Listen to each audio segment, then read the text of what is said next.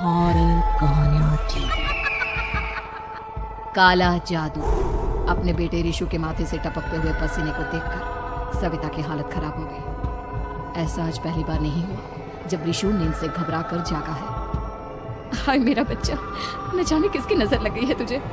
जब से मेरे बच्चे ने 10वीं के एग्जाम में स्कूल टॉप किया है तब से रोज बुरे बुरे सपने आने लगे हैं। हाँ माँ, मैंने आज फिर से एक काले साए को देखा।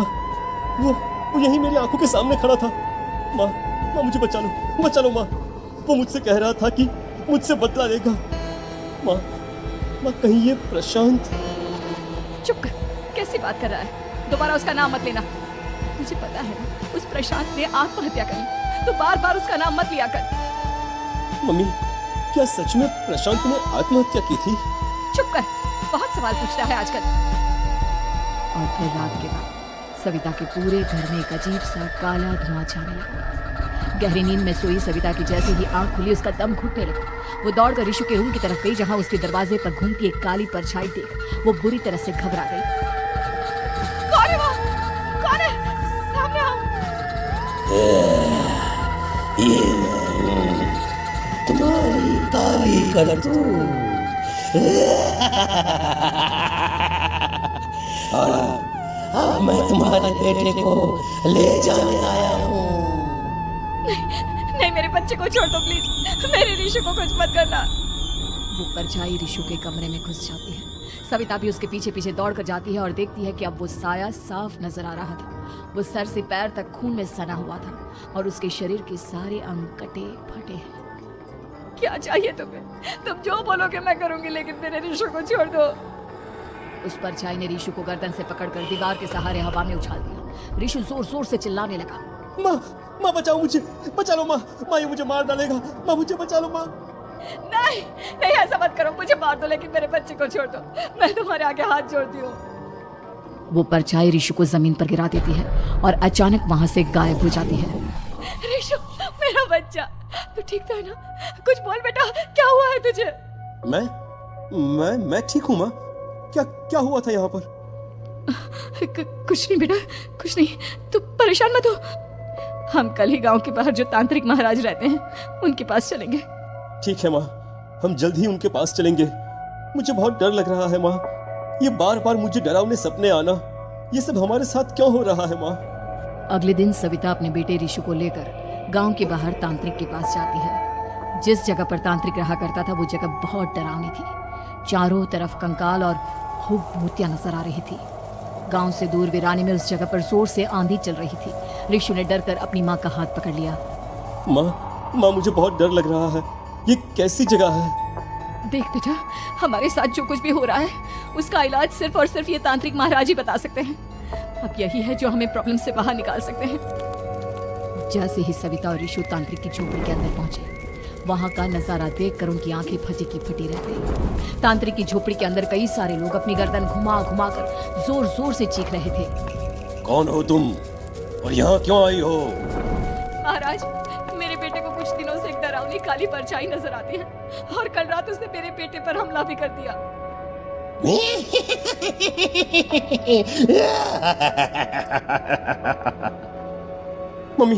मम्मी हमें यहाँ से चलना चाहिए। ये जगह मुझे ठीक नहीं लगती। नहीं बेटा, ऐसा नहीं कहते। रुक जाओ, 2 मिनट के लिए रुक जाओ। क्या कहा? काली परछाई?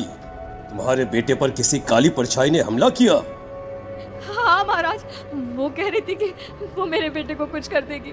कोई उपाय बताइए महाराज, मेरे बेटे के साथ कुछ गलत नहीं होना चाहिए। तुमने किसी दूसरे के साथ गलत किया है तो तुम्हारे साथ भी गलत होकर ही रहेगा। तुमने किसी की जान ली है, किसी को मार डाला है तुमने। नहीं महाराज, मैंने ऐसा कुछ नहीं किया। मैंने किसी की जान नहीं ली। मुझे कोई उपाय बताइए। लगता है तुम इतनी आसानी से नहीं मानोगी। मैं तुम्हें अभी उस काली परछाई से मिलवा देता हूँ और वही सारा सच तुम्हारे सामने लेकर आएगा।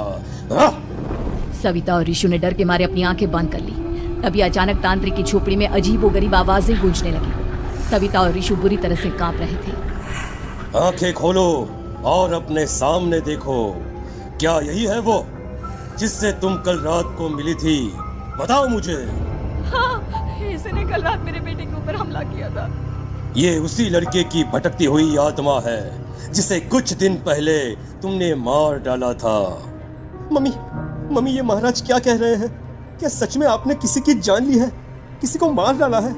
अगर हाँ तो बताइए ना मम्मी, किसको मारा है आपने? किसको? तुम्हारी माँ इतनी आसानी से सच नहीं बताएगी बेटा। इसने एक बच्चे की जान ली है। कहीं उसका नाम प्रशांत तो नहीं महाराज? वो मेरा दोस्त है, मेरा मतलब मेरा पड़ोसी है। सही पहचाना। देखा सविता, तुम्हारा खुद का बेटा भी जानता है कि तुमने किसी के प्राणों की बलि चढ़ा दी और इसीलिए अब उसकी बुरी आत्मा तुम्हारे घर में भटकती है। मुझे माफ कर दीजिए महाराज, मुझसे बहुत बड़ी गलती हो गई। प्रशांत हमारे पड़ोसी का बेटा था। हर बार उसके नंबर मेरे बेटे से ज्यादा आते थे और इसलिए मैंने उसके कमरे के बाहर काला जादू किया था, पर मुझे नहीं पता था कि वो मर जाएगा। तुम्हारे उसी काले जादू वाली गुड़िया के अंदर एक बुरी आत्मा थी जिसने उस बच्चे के दिमाग पर बुरा असर कर दिया और उसी की वजह से उस लड़के ने अपनी बालकनी से कूदकर आत्महत्या कर ली। इसकी वजह सिर्फ और सिर्फ तुम हो, तुम। नहीं महाराज, जो कुछ भी हुआ मुझे नहीं पता था कि प्रशांत अपनी जान दे देगा। प्रशांत की आत्मा इस वक्त तुम्हारे सामने खड़ी है, हमसे बात करना चाहती है। बोलो बोलो, क्या कहना चाहते हो? मैं जीना चाहता था, बड़ा होकर कुछ बनना चाहता था। आपके बेटे से मुझे कोई परेशानी नहीं थी। अरे वो तो मेरा अच्छा दोस्त था। मुझे माफ कर दो बेटा, मुझसे बहुत बड़ी गलती हो गई, मुझे माफ कर दो। माफ करने से मुझे वापस जिंदगी नहीं मिल जाएगी। मेरे माँ बाप आज भी मेरे लिए रोते हैं। आपने मेरे साथ बहुत गलत किया है, बहुत गलत। और तभी अचानक प्रशांत की आत्मा वहां से गायब हो जाती है। सविता जोर जोर से रोने लगती है। सुन लिया तुमने? ये तुम्हारे अपने ही किए हुए पाप हैं जो इस तरह से तुम्हारे सामने आ रहे हैं। माँ, ये आपने अच्छा नहीं किया। सिर्फ 10th बोर्ड के एग्जाम में मैं टॉप कर पाऊं, इसलिए आपने मेरे दोस्त के ऊपर काला जादू कर दिया। नहीं मम्मी, नहीं, अब हम कभी खुश नहीं रह पाएंगे, कभी नहीं। मेरे दोस्त की आत्मा को कभी शांति नहीं मिलेगी मम्मी, कभी नहीं। लेकिन मैंने जो कुछ भी किया सिर्फ तुम्हारे लिए किया। वो लड़का हमेशा फर्स्ट पोजीशन पर आ जाता था और इस वजह से हमेशा तुम्हारे मार्क्स कम पड़ते थे। मैंने तो सिर्फ उस पर एक छोटा सा काला जादू किया था बेटा। मुझे क्या पता था कि उसका ये नतीजा निकलेगा। जिस गुड़िया को तुमने उस लड़के के कमरे के दरवाजे पर लगाया था, दरअसल उसके अंदर एक बुरी आत्मा का प्रवेश हो गया था, जैसा कि अक्सर काला जादू करते समय हो जाता है। मुझे अपनी गलती का एहसास हो गया है। मैं प्रायश्चित करना चाहती हूँ, आप बताइए मैं क्या करूँ? प्रशांत के घर जाकर उस काली गुड़िया को वहां से निकालकर यहाँ लेकर आओ। मैं उसे आग में जलाकर राख कर दूंगा और उसके बाद प्रशांत की आत्मा को हमेशा के लिए मुक्ति मिल जाएगी। अगली रात सविता चुपचाप अपने पड़ोसी प्रशांत के घर जाती है। प्रशांत के माँ बाप प्रशांत की मौत के बाद उस घर को छोड़कर हमेशा के लिए वहां से चले गए थे। जैसे ही सविता उस घर के अंदर कदम रखती है, उसका सामना अजीबोगरीब हैवानियत से भरी आवाजों से होने लगता है। ऐसा लग रहा था जैसे कोई बुरी तरह से चीख रहा। सविता जैसे ही प्रशांत के कमरे के बाहर पहुंचती है, वहां पर लटकी हुई गुड़िया के शरीर से खून टपकने लगता है। ये क्या हो रहा है? इस गुड़िया के शरीर से खून क्यों टपक रहा है? सविता हिम्मत करते हुए उस गुड़िया को वहां से उतारने की कोशिश करती है, लेकिन तभी अचानक से बहुत भयानक दिखने वाली औरत उसकी आंखों के सामने आकर खड़ी हो जाती है। मैं यहाँ से कहीं नहीं जाऊंगी और अगर तूने मुझे यहाँ से हटाने की कोशिश की तो मार डालूंगी मैं तुझे। नहीं, मुझे तुम्हें यहाँ से ले जाना ही होगा, नहीं तो मेरा बेटा, उसकी जान को खतरा है। मैं तुम्हें नहीं छोड़ सकती।